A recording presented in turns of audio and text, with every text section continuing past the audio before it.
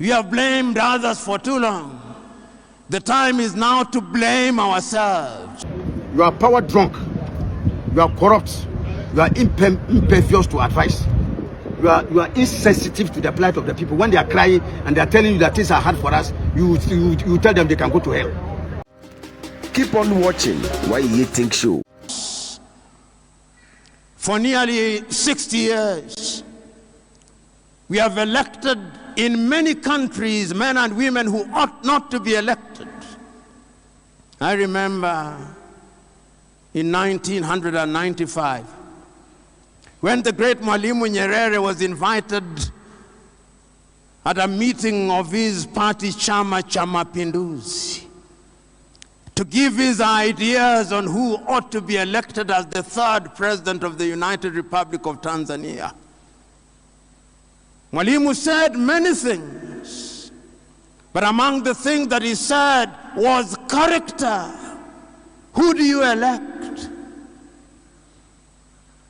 The African electorate's affinity to thieves is without rival in this world. When you are a thief in Africa, the electorate loves you. When you are a liar in most African countries, the electorate loves you. When you incite people on the basis of ethnicity and tribalism, the African electorate in many countries loves you. When you incite people on the basis of religion, many people in the electorate in Africa love you. When you divide people along gender lines, the electorate in Africa loves you.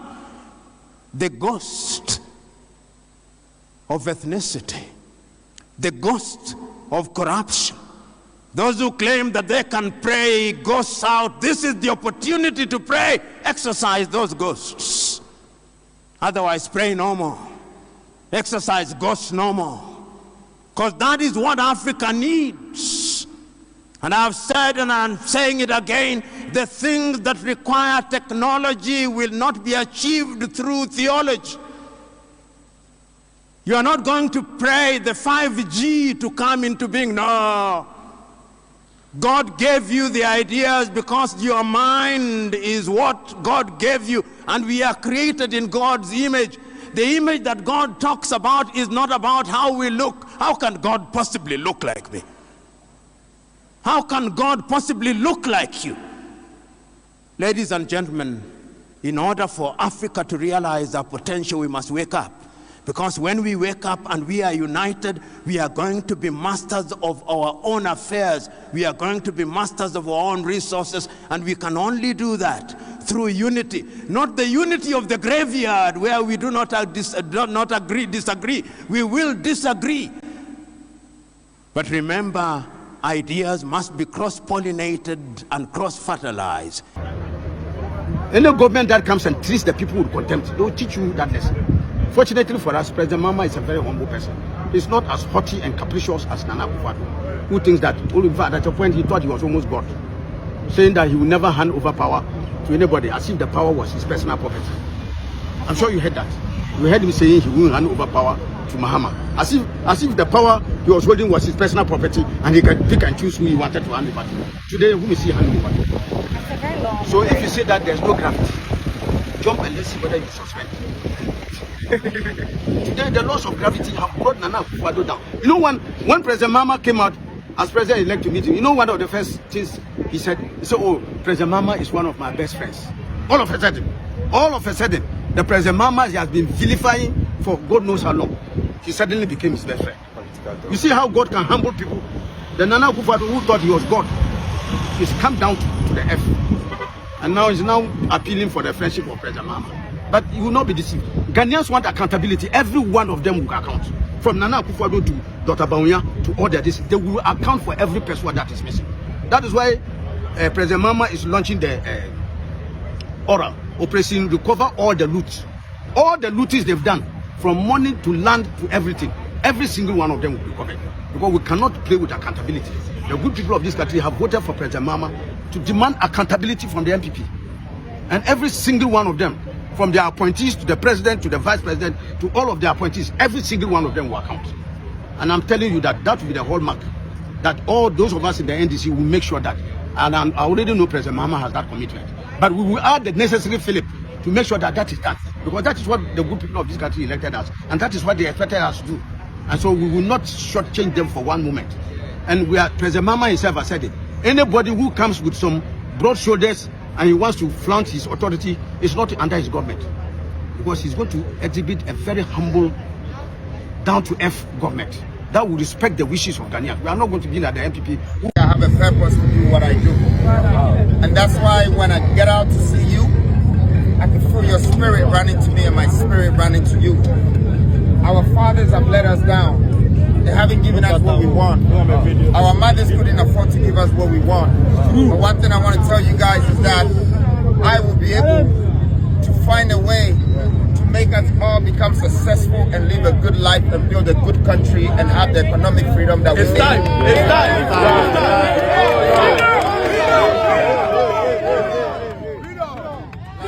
Now this is my very good friend Memphis, as you all know. Yeah, Memphis is one of the best ballers in the world. Memphis is coming to the world to Ghana to come and visit us. You know, I know that Ghana is a beautiful place. You know, we can have the whole world coming to us. But the development is not going the way it's supposed to go. But guys, I know this time they didn't let us come through. That's because they knew I was coming through. But you guys know it's now established. In the coming 4 years, you know, sometimes God's time is the best. But we're going to turn Ghana into one of the best places to live. And I want to encourage you guys that what you're doing with the bike, with the machine, means that we should build our own machine.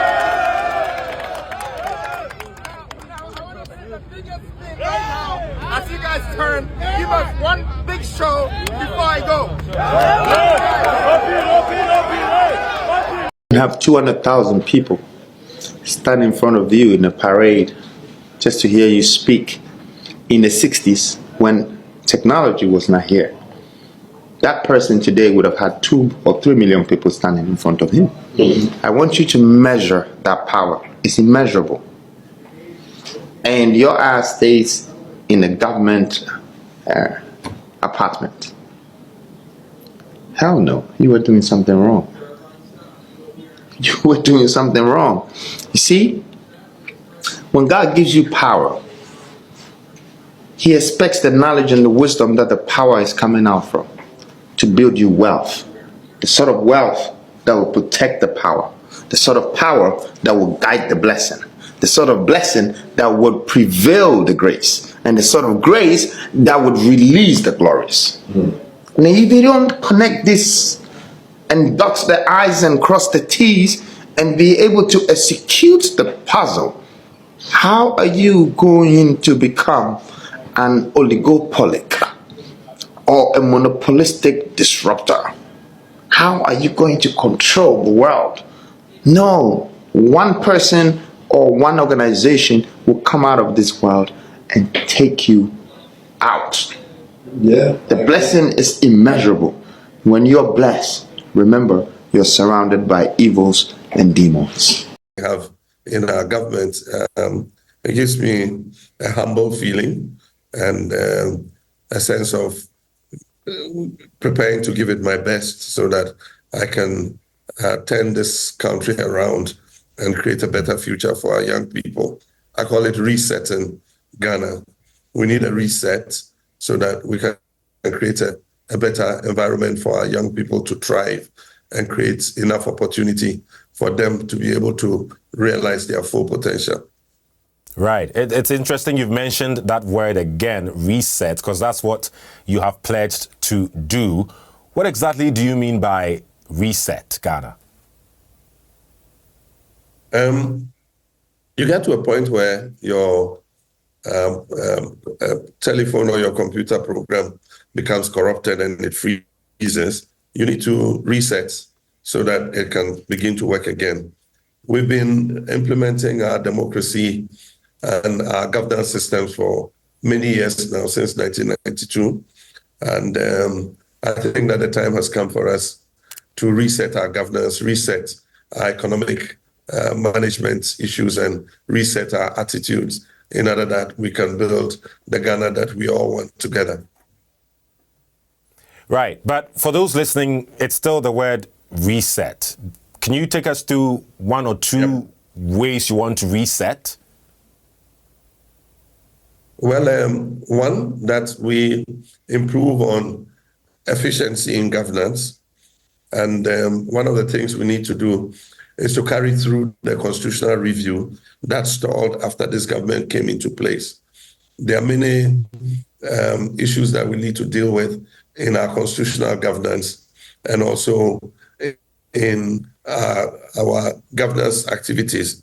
And so one of the first things we'll do would be to take the whole issue of constitutional review again and see how we can structure things so that we have a more dynamic constitution going forward. Aside from that, we need to take the fight against corruption and waste to a new level. And so how do we improve our governance system so that we're not having so much waste as a result of corruption and waste? And so that's something that we need to look at. How do we look at our economic management in the sense that our economic managers are able to manage it in such a way that we don't end up where we have found ourselves this time, for instance, in terms of debt management. One of the key things we're looking at is to set up a more transparent debt management authority so that Ghanaians know what debts are being accrued on their behalf and whether they're going into the things that Ghanaians deem essential or they're just being piled on because somebody is making a profit out of it.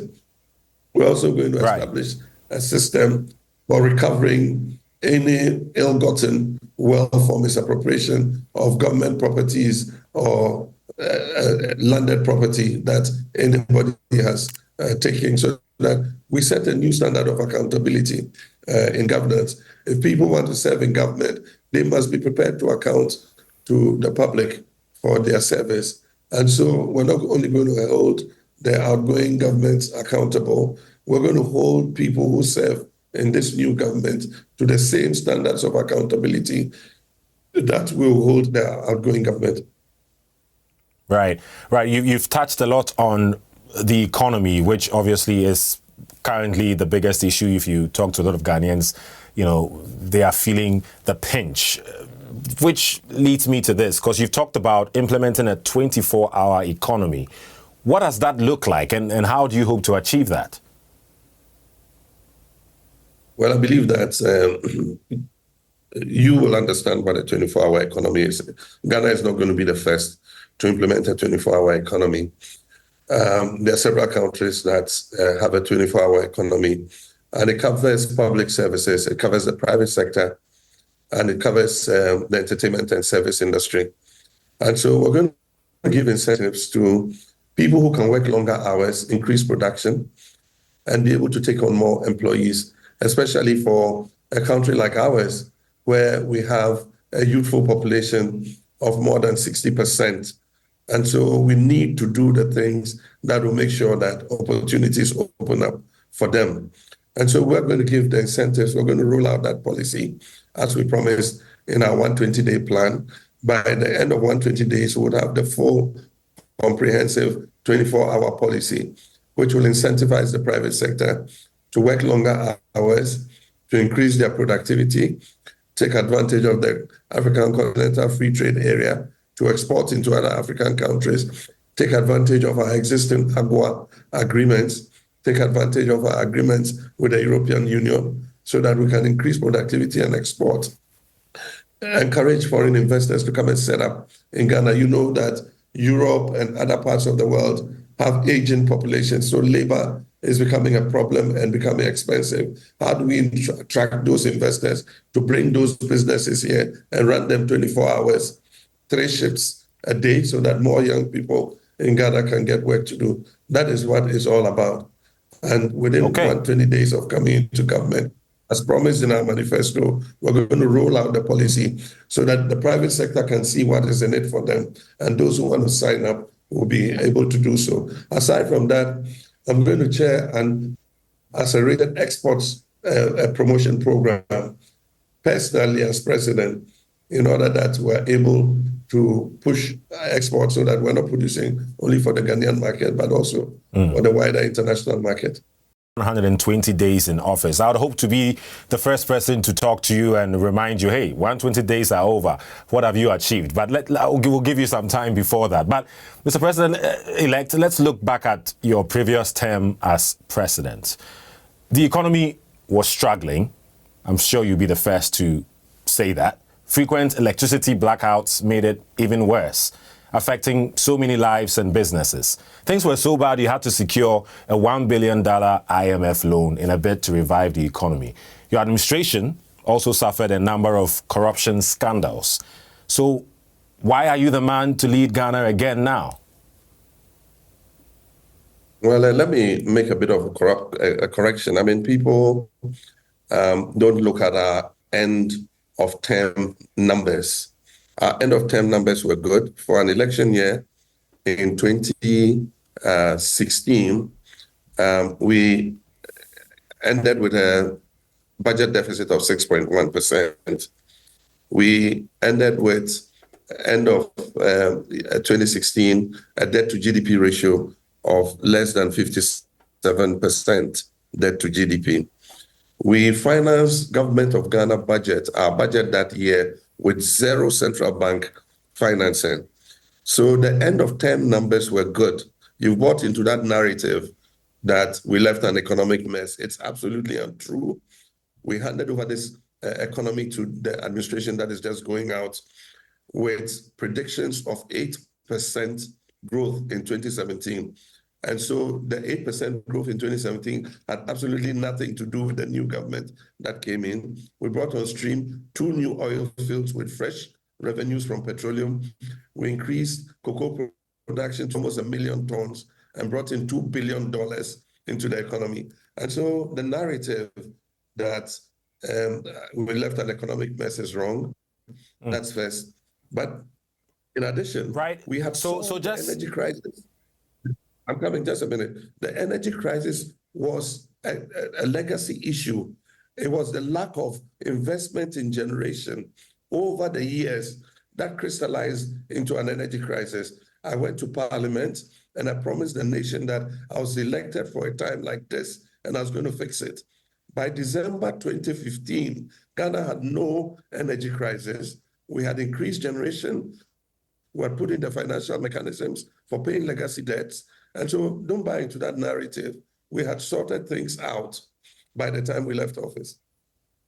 So, Mr. President-elect, obviously it's more than a narrative. If you talk to a lot of Ghanaians, they were not feeling this percentage growth you're talking about in their pocket. And, you know, some would even say now there are some economic figures that suggest that Ghana's current economy is strengthening slowly. There are some predictions about 7%, you know, economic growth under this current government that you've been bashing and saying they've not done a good job. So ending of anyone's term, there seems to be some sort of jump and some excitement when a new president-elect is about to come in. So which is what you're saying. So you're not wrong to say that, but what the point is, or remains, it was still a serious economic challenge for many Ghanaians, and they weren't feeling the development you're talking about in their pocket. So my next question to you, Mr. President, will be, knowing all that you promised Ghanaians now, knowing all the challenges you faced, again, mentioned corruption issues and all of that, and you want to now stamp it out when you form your next administration.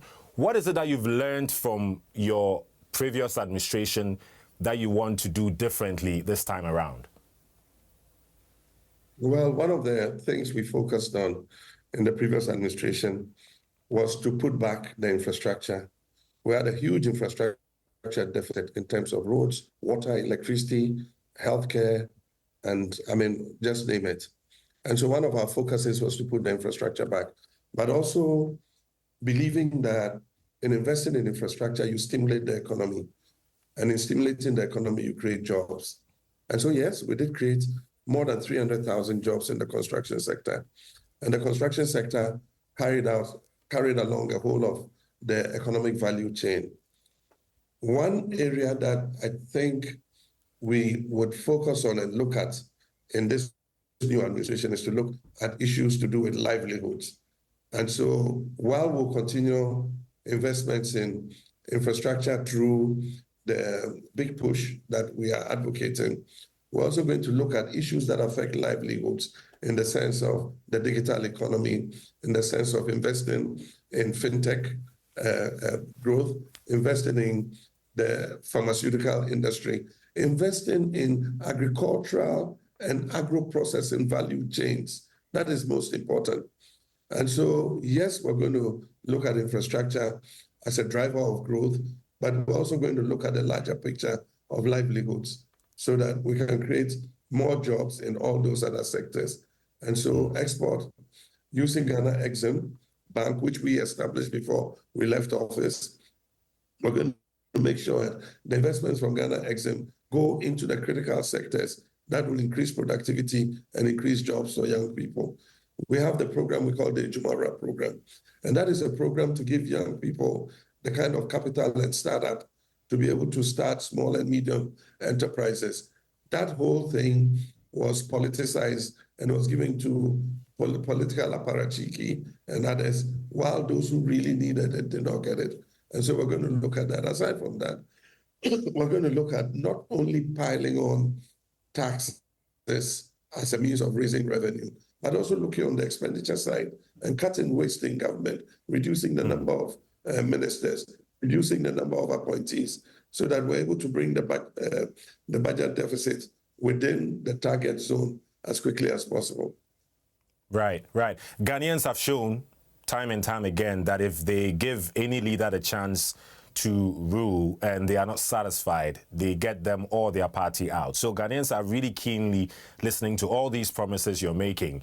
And we'll hope that you do, as you say, because then it benefits the country and everyone as a whole. So I would wish you all the best with that. But let's switch things a bit. In recent years, there's been a number of military takeovers in some African countries. We can talk about Burkina Faso, Niger, Mali. How can regional bodies like ECOWAS respond to that? I'm talking to you as someone who's served as the head of ECOWAS at some point. Yeah, we did have crisis like this. In Burkina Faso, if you remember, there was the civil unrest that followed President Compaoré's attempt to extend his term in office, and the soldiers took over, if you remember. We handled it differently from the way the new crop of heads of states handled it. You always have the threat of sanctions, but you don't go ahead and implement. You keep that as a stick and a carrot in order to encourage them to agree on a transition program and eventually come back to civilian rule. And so what we did in Burkina Faso was, when that happened, as chair of ECOWAS, myself with President Macky Sall and President Yayi Boni were dispatched to ECOWAS, by ECOWAS to go and speak to the new military leaders. We spoke to them, and we said, well, ECOWAS will be forced to impose sanctions if they didn't come out with a transition program. And so we called all the stakeholders, and eventually that's how come they agreed to a transition program, to do a constitutional review, have a civilian president with the soldier as prime minister. So if you remember, President Kafando was elected as president, and the military leader became the prime minister. And they agreed on a transition program which prepared them for elections. And after those elections, Roch-Kabore was elected.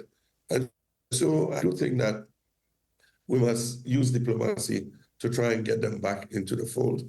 Coming as, should I say, a fresh leader, a new leader again, on my resurrection, I would give that face to ECOWAS to see how we can speak to our three other brotherly countries and see how we can draw them back close.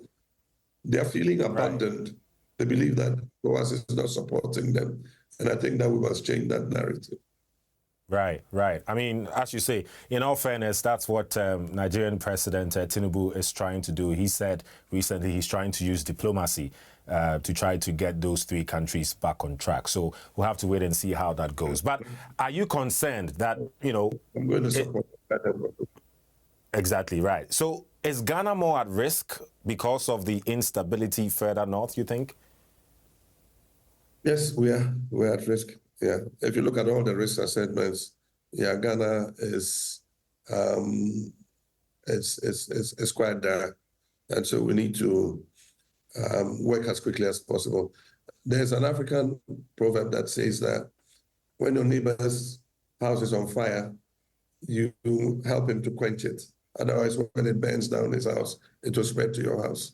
And so we need to give Burkina Faso, Mali, and Niger all the support they need to deal with this crisis. Otherwise, it definitely would spread and come into our countries. Already, there are incursions in northern Togo. I'm sure you've heard about them. Mm-hmm. And so it's just a matter of time. And so we need to be very proactive.